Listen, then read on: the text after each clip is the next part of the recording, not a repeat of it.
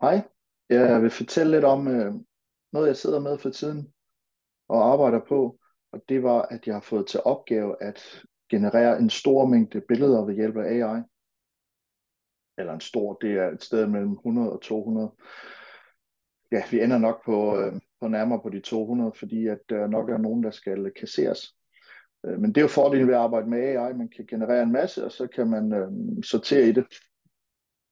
Det konkret det drejer sig om, det er inden for ældresektoren. Så opgaven den bestod lidt i, at vi selvfølgelig skulle ramme noget, der virkede på den ene side dansk, men også var repræsentativt for de ansatte, der er i den sektor.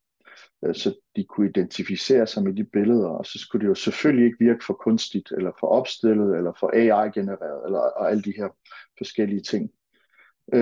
Så det var en spændende opgave at beskæftige sig med, og bestemt lærerigt. Og jeg vil dele lidt af det, jeg har lært undervejs. Den er ikke færdig endnu, så der kommer sikkert mere på den front. Men lad mig starte med at dele min skærm. Så et koncept, jeg er begyndt i stigende grad at arbejde med, det er det, jeg kalder for metaprompts. Prompts, det er jo de her kommandoer, man giver til sin AI, sådan at den så genererer det, at man beder den om, forhåbentlig. Men metaprompts, det er en prompt, det vil sige en kommando, der genererer en eller flere nye prompts, som man så giver videre til sin generative AI for at i det her tilfælde så generere billeder, men det kunne også være for at generere tekst eller video eller lyd eller mange andre ting. Øhm, det viste sig faktisk at være lidt svært at generere en prompt, der ligesom med sikkerhed ramte lige nøjagtigt det, som kunden var ude efter. Formålet med det her, det var at generere billeder, som så senere skal animeres til at lave små videoer til sociale medier. Det jeg hurtigt fandt ud af, det var, at hvis jeg bare blev ved med at generere videoer, uden egentlig at have billederne på plads først, så brugte jeg rigtig meget tid og egentlig også mange penge på at generere videoerne, uden egentlig at have ramt billedstilen rigtigt. Så i stedet for, så lavede jeg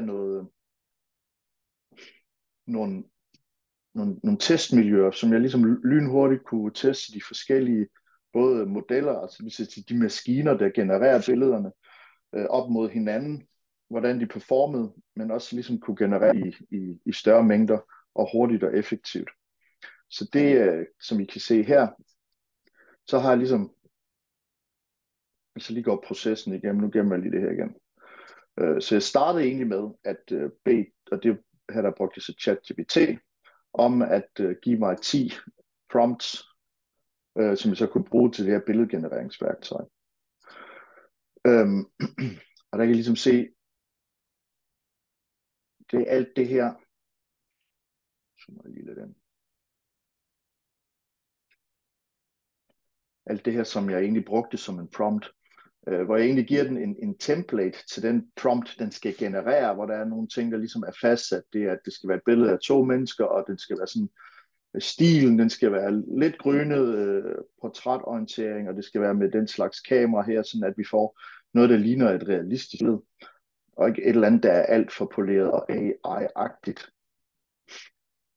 Og så har jeg ligesom angivet noget med noget alder, og noget køn, og noget, skal vi sige, kropsform, noget nationalitet, og så også den, som de skal være sammen med på billedet, så det var typisk altid en plejer og en ældre. Og så skulle det selvfølgelig være i et dansk miljø. Og så også i forhold til, hvordan de er positioneret. Og så har jeg ligesom sagt til den, altså den her, det er templaten.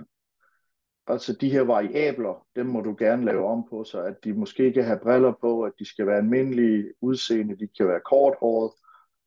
Nationalitet, der vælger ligesom de her 4 nationaliteter for at ligesom at ramme de forskellige, hvad skal vi sige, der mangler faktisk afrikaner, for ligesom at ramme de forskellige, typisk plejer, fordi der er mange udenlandske medarbejdere i den sektor, og der skal vi også være mænd og kvinder, de skal sidde op eller stå op, og så nogle af de ting, de kan lave, de kan kigge på billeder, de kan snakke sammen, og de kan holde hænder.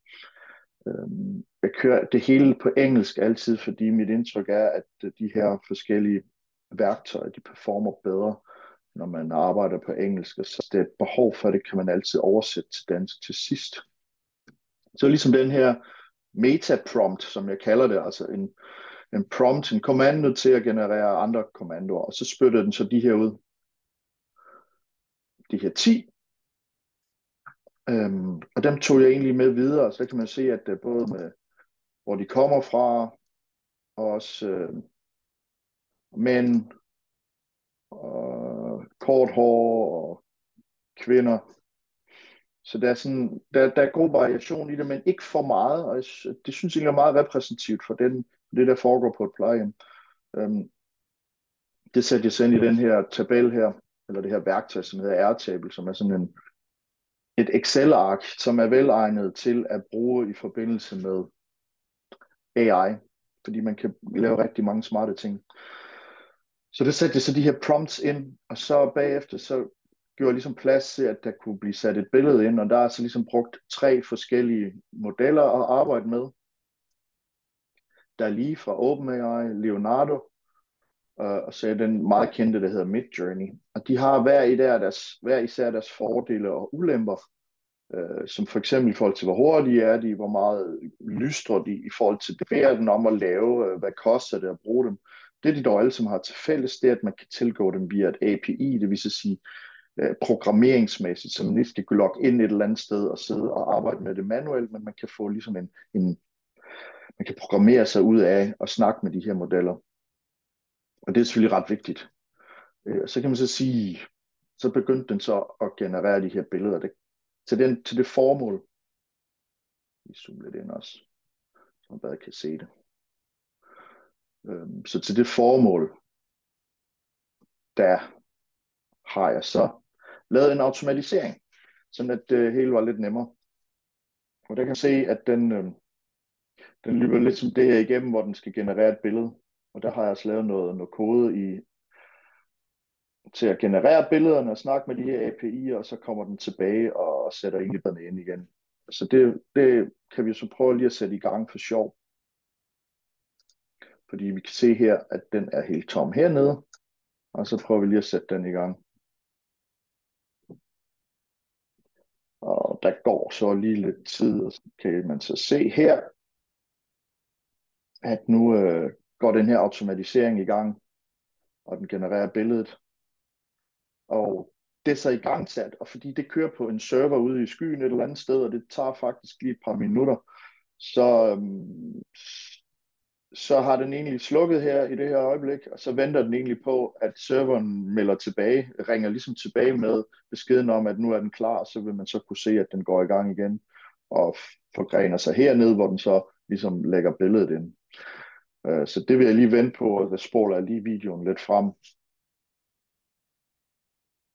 Ja, og så kan vi så se, at der kom den tilbage, og det gik ret hurtigt. Den blev ligesom eksekveret der, og man kan se, at der gik lige lidt mere end de her 3 minutter. Og man kan se hernede, at den er kommet ind her, og den er opdateret Airtable.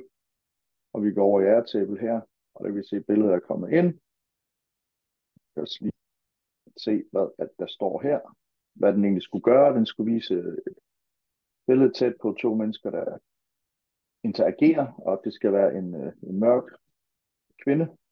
kvindelig plejer, og som plejer en ældre mand, og de skal være i et fælles areal på et plejehjem, og plejeren børster håret på den ældre.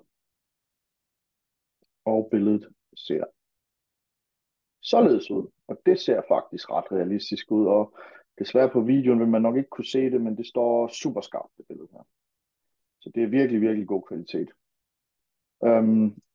Så det man egentlig kan sige, det var, at det der skete efter jeg havde prøvet lidt frem og tilbage, nu kan jeg vise nogle eksempler på de her 3 forskellige modeller, jeg arbejdede med i starten, det var, at den der hedder Dolly,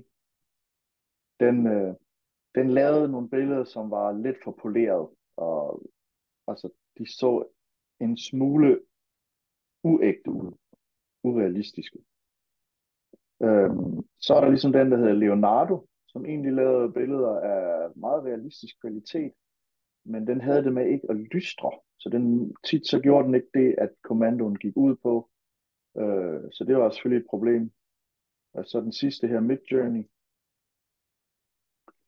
den leverede ligesom billeder i høj kvalitet, men den er så også lidt dyrere. Til gengæld så endte det så med, ligesom, at det var den, vi valgte at fokusere på at gå videre med. Der har egentlig stoppet med at bruge de andre to, og egentlig gemt dem væk.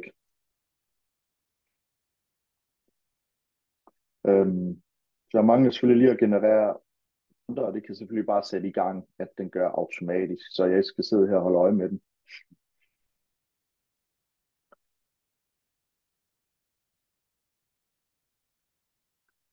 Men det, jeg egentlig vil frem til, er, at jeg har lært enormt meget omkring, hvordan at man skal være meget specifik omkring